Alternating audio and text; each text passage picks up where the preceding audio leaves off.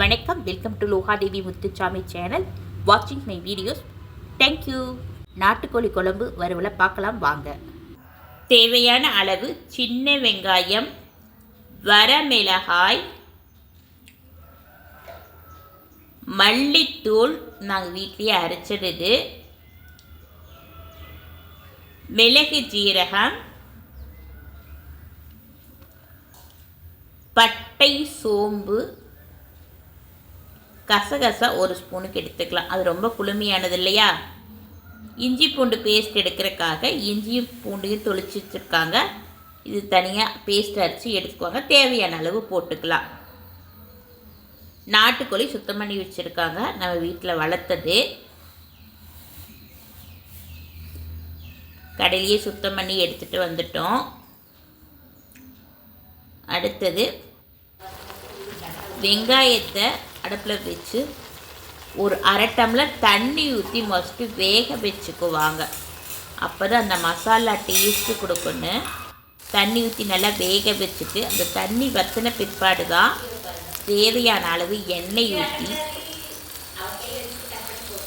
அதே மாதிரி 2 பிரட்டிட்டு வரமிளகாய் போடுவாங்க.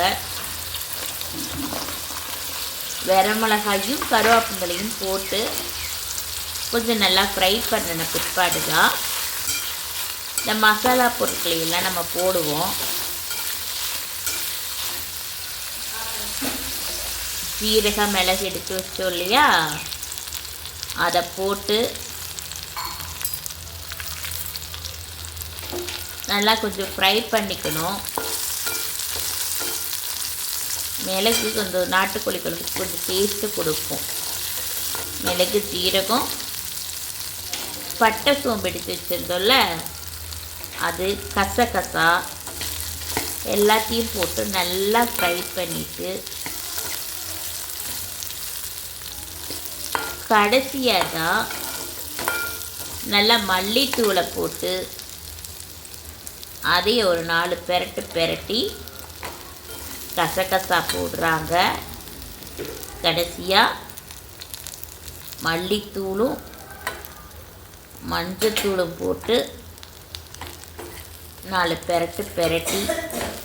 ஏன்னா இது ரொம்ப வறுபட வேண்டியதில்லை. ஏன்னா நம்ம லைட்டாக வறுத்து தான் மிஷினில் ஆல்ரெடி கொடுத்து அரைச்சி கொண்டு வந்து வச்சது. அதனால் ரொம்ப எண்ணெயில் வறுபடணும்னு அவசியம் இல்லை. அந்த சூட்லேயே அடுப்பை நிறுத்திட்டு 2 பிரட்டி எடுத்து ஆற வச்சா போதும் மசாலா அரைக்கிறதுக்கு. ரொம்ப வறுபடணும்னு அவசியம் இல்லை. நல்லா ஆற வச்சுட்டு நல்ல மைய மாதிரி பேஸ்ட் மாதிரி அரைச்சிக்குவோம். நல்லா கொஞ்சம் கெட்டியாக அரைச்சாதான் நல்லா அரைவிடும்.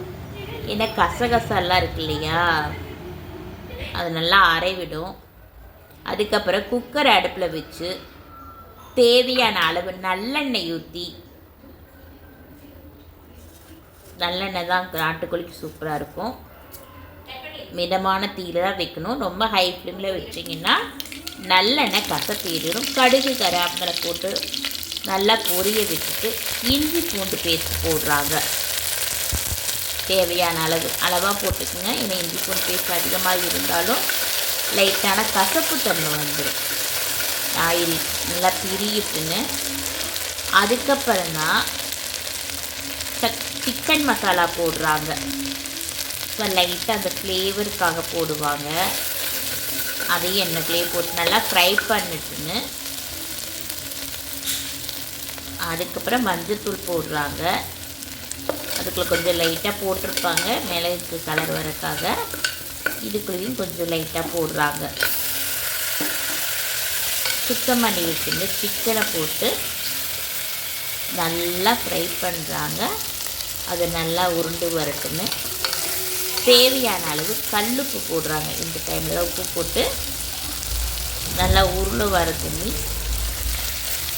நல்லா ஃப்ரை பண்ணிவிட்டு நம்ம அரைச்சி வச்சுருந்தோம் இல்லையா, அந்த மிளகை ஊற்றி தேவையான அளவு தண்ணி ஊற்றி தண்ணியாட்ட வச்சா தான் அந்த குழம்பு டேஸ்ட்டாக இருக்கும். மூடி வச்சு ஒரு 4 விசில், அந்த கோழியோட தண்ணியை பொறுத்து 4 விசிலோ 5 விசிலோ உங்களுக்கு தேவையான அளவு விட்டுக்கோங்க. வச்சு ஒரு 15 நிமிஷம் அல்லது 20 நிமிஷம் கழித்து எடுத்தோன்னாவே சூப்பராக இருக்கும். மணமணக்கும் நாட்டுக்கோழி குழம்பு ரெடியாக இருக்கும். அதை எடுத்து நாங்கள் அந்த சிக்கனை மட்டும் ஃப்ரை பண்ணுவோம். அதுக்கு முன்னாடி கடாயில் எண்ணெய் விட்டு கடுகு போட்டு தாளித்து கொஞ்சம் சின்ன வெங்காயம் பொடி பொடியாக கட் பண்ணி வச்சு ஃப்ரை பண்ணி இஞ்சி பூஞ்சி பேஸ்ட் போட்டு அந்த வெந்த சிக்கன் எடுத்து தனியாக தாளிச்சுக்குவோம். அது சாதத்தில் வச்சு சாப்பிட்டா அவ்வளோ டேஸ்ட்டாக இருக்கும். பாருங்கள், வெங்காயம் நல்லா வணங்கிட்டுன்னு பொன்முருவலாக வரணும். வணங்கின பிற்பாடு இஞ்சி பூண்டு பேஸ்ட் இதுக்கும் போட்டு இந்த அரைச்ச மசாலா இருக்கும் இல்லையா, அதையும் கொஞ்சம் வச்சுருப்போம்.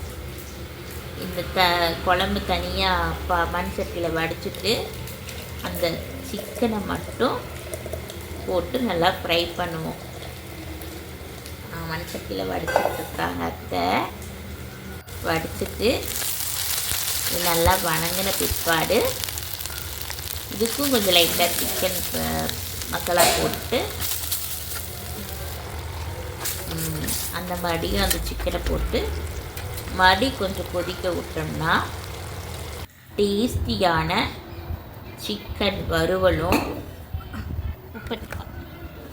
சிக்கன் தண்ணி குழம்பும் ரெடி. சாதத்தில் வச்சு சாப்பிட்டா அவ்வளோ டேஸ்ட்டாக இருக்கும். இவ்வளோ நேரம் வீடியோவை முழுமையாக பார்த்த உங்களுக்கு மிகவும் நன்றி. மீண்டும் சந்திப்போம் மற்றொரு ரெசிபியில்.